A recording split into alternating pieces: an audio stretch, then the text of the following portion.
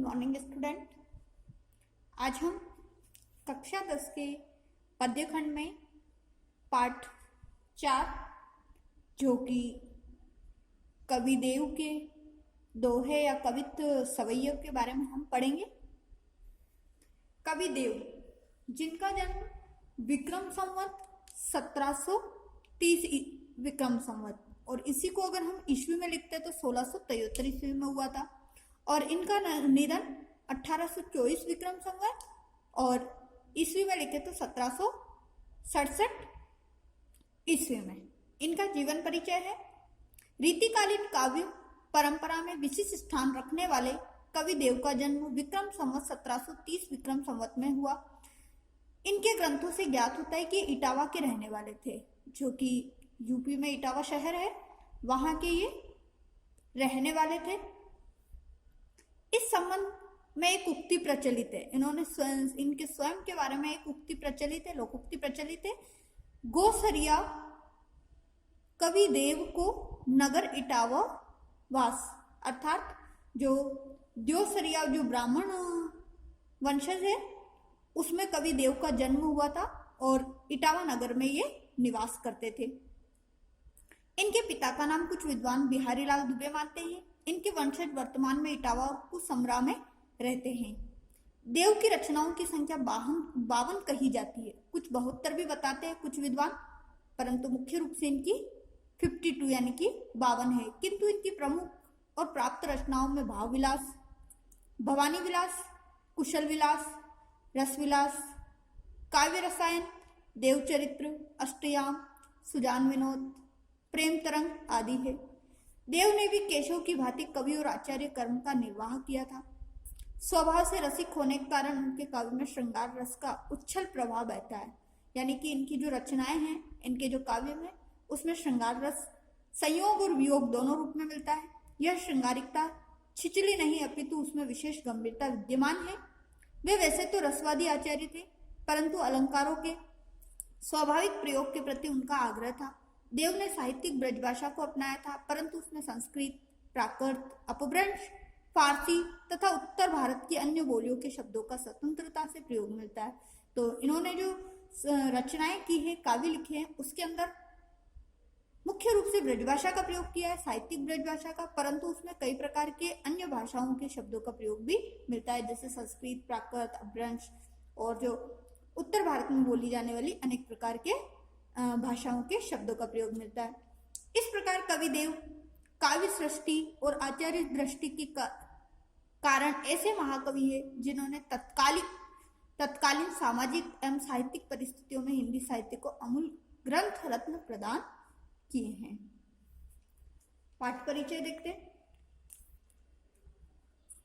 यह निर्धारित कविता में देव ने अपने आराध्य श्री कृष्ण का गुणगान किया है। जो कविदेव थे उनके जो आराध्य देव थे वो भगवान श्री कृष्ण थे।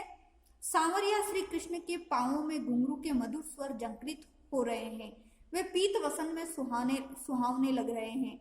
माथे पर मोर मुकुट है, नयन चंचल है, मंद हंसी चेहरे पर शोभायान है। कृष्ण के लोक प्रचलित स्वरूप को कवि ने अभिधा में समग्रता से उपस्थित कर दिया है।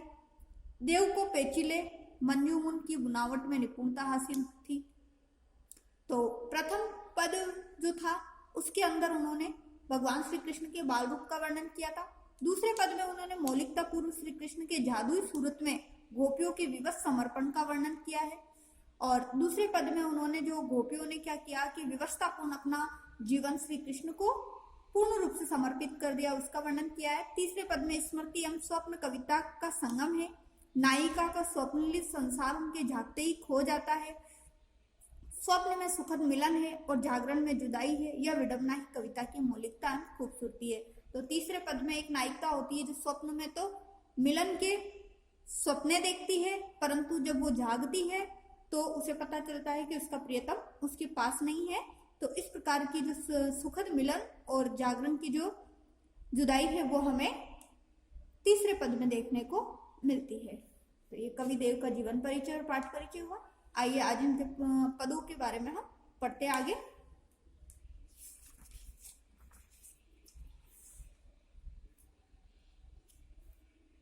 कविदेव के जो पद है वो सवैये और कवित्व छंद में लिखे गए हैं। पायनी नुपुर मंजू बजे, कटी किंकिन में दुनी की मधुराई। तो अब पायनी मतलब पैरों में, नुपुर का अर्थ जो होता है वो घुंघरू, और मंजू मतलब सुंदर, कटी मतलब कमर, और कमर पे जो करधनी बांधते हैं उसके लिए कहा गया है, जो कि उसकी जो ध्वनि है बहुत ही शोभायमान है। तो इस पद में, इस पैराग्राफ में कवि देव ने श्री कृष्ण के बाल स्वरूप का वर्णन किया है। तो कवि कहते हैं कि श्री कृष्ण के पांव में पाइजेब है जो उनके चलने के कारण बजती है, और उसके जो घुंघरू है वो बहुत ही अत्यधिक मधुर ध्वनि में बजते हैं, और उनके कमर पर क्या है, करधनी है, जिसकी जो मीठी धुन है वो इतनी शोभायमान है, इतनी मधुर ध्वनि पैदा करती है। सांवरे अंग लसे पट पीत, हिये हुलसे बन माल सुहाई। और जो श्री कृष्ण का जो अंग है अर्थात जो स्वरूप है वो सांवले रंग का है, और उस सांवले रंग पर पट पीत, पीत मतलब वस्त्र, जो उनके शरीर पर पीले रंग के, पीत मतलब पीले और पट मतलब वस्त्र, तो पीले रंग के जो वस्त्र है वो बहुत ही सुंदर लग रहे हैं। हिये हुलसे बन माल सुहाई, बन माल मतलब कि जो गले में वो माला धारण करते हैं, फूलों की माला, हिये हुलसे, तो उनके हृदय पर वो जो फूलों की जो माला है वो अत्यधिक सुहाई मतलब सुशोभित हो रही है। माथे किरीट बड़े दृग चंचल, मंद हसी मुख चंद जुन्हाई। और किरीट मतलब मुकुट, दृग मतलब आंखें, और मंद मतलब जो धीरे धीरे जो उनकी मुस्कान है उसके बारे में बताया गया। चंद्र मतलब चंद्रमा, जो कि चंद्रमा के समान है। तो माथे पर जो किरीट अर्थात उनके सर पर जो उन्होंने मुकुट धारण कर रखा है, और उनकी जो चंचल जो आंखें हैं बड़ी बड़ी, और उनकी जो मंद मंद जो हंसी है, धीरे धीरे जो उनका मुस्कुराना है, तो मानो ऐसा लगता है, हमारे मन में इस प्रकार से प्रसन्नता उत्पन्न करता है कि जिस प्रकार से एक चंद्रमा जो होता है, चांद की जो जैसे जो सुंदर होता है, चांद जैसा सुंदर जो चेहरा होता है, वो चांदनी की तरह क्या हो रहा है, फैलता ही जा रहा है। जुन्हाई मतलब फैलना।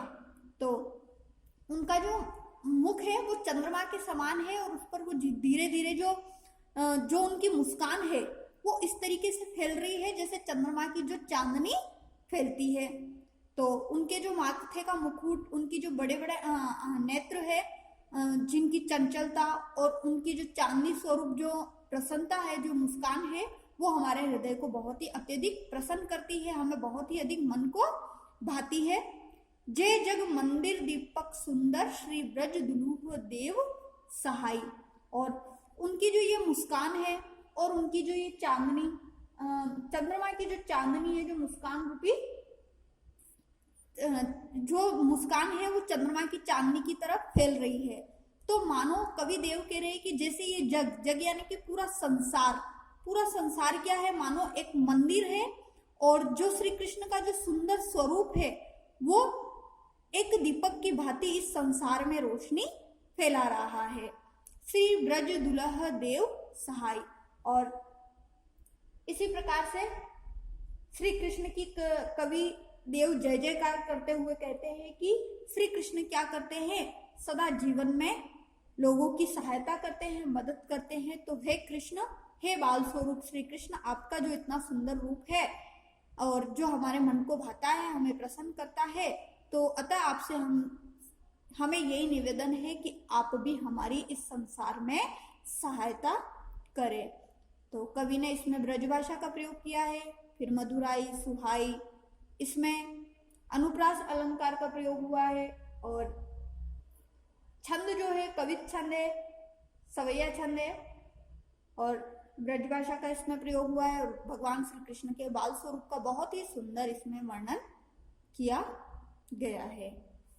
तो आज का जो आपका होमवर्क है वो है कवि देव का जीवन परिचय लिखना, और इस पद की आपको विस्तार पूर्वक व्याख्या करनी है, शब्दार्थ याद करने हैं, यही आपका होमवर्क है।